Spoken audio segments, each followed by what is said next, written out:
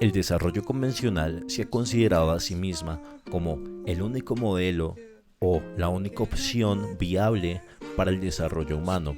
Taina Ojeda dice que hay varias teorías con enfoques críticos del desarrollo que han demostrado que ese desarrollo convencional propone una idea de dominación al igual que una construcción política. Si nos planteamos que hay que tener un solo modelo de desarrollo, quiere decir que no hay alternativas a desarrollar nada propio y además la única opción es destruir lo que existía porque lo consideramos primitivo. Por otro lado, la REA considera que el desarrollo es un concepto en crisis con claras implicaciones coloniales y es una expresión de la modernidad. Su crítica aborda simultáneamente el desarrollo actual y el capitalismo y presenta el buen vivir como una vía para superar esas limitaciones. También tenemos el texto de Aliciardi que nos compete en esta cuestión del desarrollo, dado que habla de la bioética. Dice que una bioética cuyo epicentro gire en lo ambiental y no en el ser humano con relación al ambiente, propone que eso haría un profundo giro geocéntrico, pero es un camino que a la final cierra el paso a la ética misma, pues la solución del ser humano como exclusivo agente moral destruye la posibilidad de la ética misma. El ser humano es un agente moral en la medida de que él es único capaz de destruir y preservar el ambiente. Esta capacidad es una evidencia de la dimensión ética del humano frente al ambiente que no es construida artificialmente. También tenemos a Arias Maldonado respecto a la ética ecológica en el antropoceno. En este texto explica que si bien el ser humano se atribuye la función de administrador, esto no implica que deba de usar un enfoque tecnocrático en donde diga qué nivel del mar es aceptable o qué grado de sufrimiento animal puede haber detrás de nuestra alimentación, lo cual nos lleva a que junto a la bioética debamos de utilizar un enfoque nuevo, un enfoque que vaya más allá del enfoque convencional, entendiendo y reconociendo los valores que otorgó este modelo, pero reconociendo que fue un modelo esencialmente colonialista. Para esto viene el buen vivir como una alternativa. Gudinas explica que el buen vivir propone una serie de componentes para comprender el mundo. Entre los más importantes están otra ética para reconocer y asignar valores, descolonización de saberes, se deja atrás la racionalidad de manipulación e instrumentalización, una vocación orientada al encuentro, diálogo o interacciones entre los diferentes saberes, concepciones alternas de la naturaleza, comunidades ampliadas, y un lugar para las vivencias y los afectos.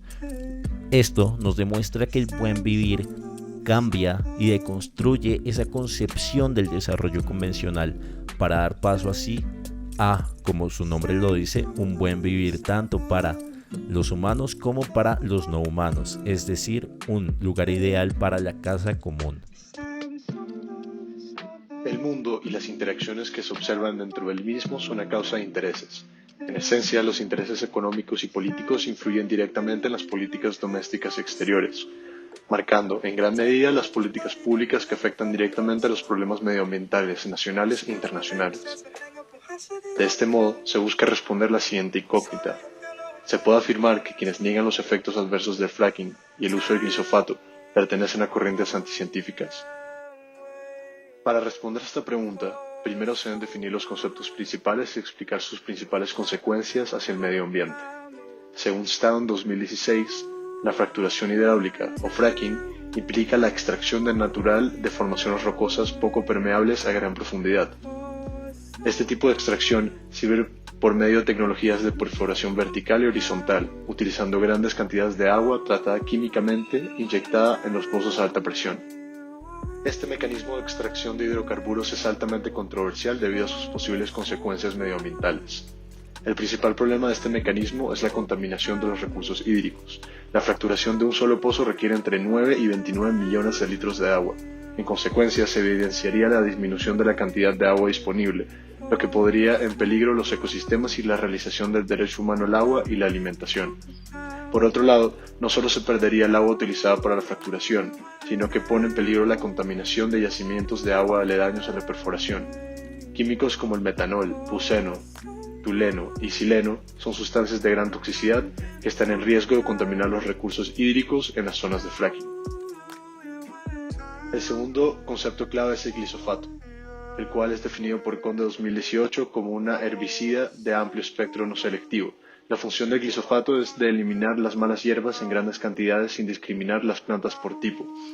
Actualmente es el más utilizado en la actualidad, tanto en la agricultura como en la jardinería. No obstante, este herbicida ha sido clasificado por la OMS como probablemente cancerígeno. El glisofato es un arma de destrucción masiva, que no solo afecta la biodiversidad del agua y del suelo, sino también a la salud de las personas. Esto lo afirma el responsable de Agricultura de Greenpeace España, Luis Fermín. En este orden de ideas, vamos a analizar el caso colombiano para ver si las políticas públicas corresponden a corrientes anticientíficas. Por un lado, podemos analizar que el uso de fracking en Colombia y en la mayoría del mundo corresponden a intereses económicos. Estos intereses priman sobre los estudios científicos y las opiniones de expertos en temas ambientales. Estas dinámicas se dan debido a que Colombia es un país exportador de petróleo. Esta connotación incide en la toma de decisión por parte de las autoridades colombianas.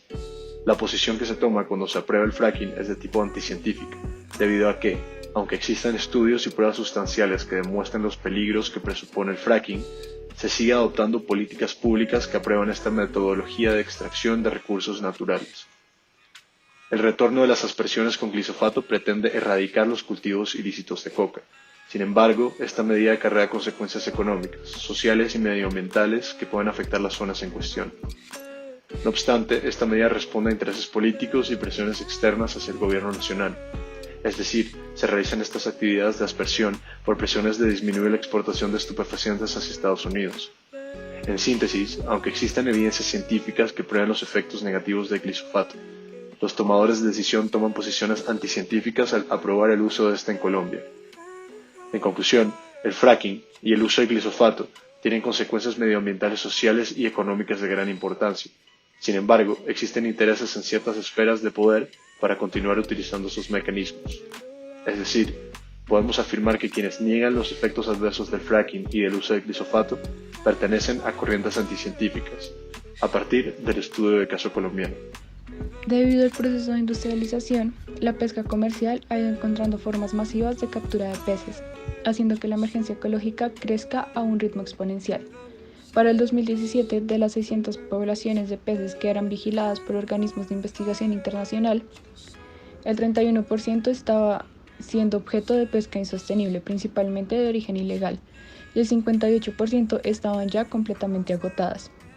Acompañando estas cifras, las poblaciones de peces se redujeron en un 49% entre 1970 y el 2012, a niveles que no permiten que los ecosistemas marinos se repongan del ritmo al que estamos consumiendo. Para poder suplir la demanda, el mercado ha optado por prácticas fuera de la regulación. Es en la pesca ilegal donde el artículo de Cuestión Pública y el documental Seaspiracy encuentran su punto en común.